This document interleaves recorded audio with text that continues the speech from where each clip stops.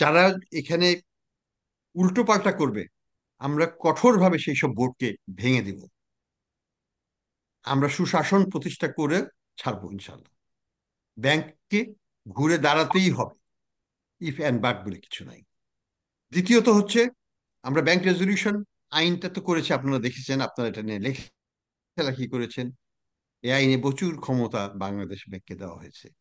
আমরা এটাকে সঠিকভাবে ব্যবহার করব। যদি কোনো ব্যাংকের শর্টফল থাকে, যাদের থাকবে, আমরা তাদেরকে মার্জার করব, অ্যাকুইজিশন করব, নিয়ে নেব, আমরা তাদের লিকুইডেট করব, যেটা করা প্রয়োজন সেইভাবে আমরা আগাবো বাস্তবসম্মতভাবে। কিন্তু ডিপোজিটরের স্বার্থ আমরা অক্ষুণ্ণ রাখবো। ডিপোজিটরের কোনো ভয়ের কোনো কারণ নাই, বাংলাদেশ ব্যাংক তাদের সাথে আছে। আমরা মনে করি যে আমরা দুর্বল ব্যাংকগুলোকে সবল করব, সেখানে ডিপোজিটরের ভয় পাওয়ার কিছু নাই। যে ক্ষমতায়ন করা হয়েছে সেটা রাষ্ট্র ওই ব্যাংকগুলোকে সাময়িকভাবে নিয়ে নেবে, তাহলে কোনো ভয়ের কিছু নাই। কোনো ডিপোজিটর টাকা হারাবেন না, ভয় পাওয়ার কিছু নাই। ব্যাংকগুলো আরো ভালো হবে। আপনারা যেখানে আছেন সেখানেই থাকুন, দুর্বল ব্যাংক হলেও সেখানেই থাকুন। এই মুহূর্তে আমরা আপনাদের সাথে আছি। ব্যাংকগুলো ঘুরে দাঁড়াবে। ব্যাংক আমাদের রক্ষা করার জন্য আমরা আসিনি, আমরা ডিপোজিটরের স্বার্থ রক্ষার জন্য এসেছি। এটা আপনারা মনে রাখবেন। সেইভাবেই আমরা কার্যপ্রণালী করব, এবং সেই কারণেই আমরা আত্মবিশ্বাসী যে আমাদের ব্যাংকিং খাত ঘুরে দাঁড়াতে বাধ্য। যে যদি কোনো ব্যাংক আমরা অ্যাকোয়ার করি, রেজলিউশনে নিয়ে যাই, সেটা তো আমরা আমরা নেব আগামীতে। সেই ক্ষেত্রে তো স্টক মার্কেটে তাদের আহ, কি হবে, সেগুলো তো আমরা অবশ্যই বিবেচনায় নেব, এবং সিকিউরিটি এক্সচেঞ্জ কমিশন সেটা জানবে।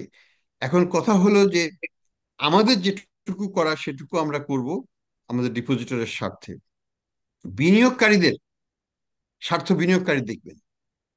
বিনিয়োগকারীদের স্বার্থ দেখার জন্য তো বাংলাদেশ ব্যাংক নয়। বিনিয়োগকারী বুঝে শুনে স্টক মার্কেটে বিনিয়োগ করবেন।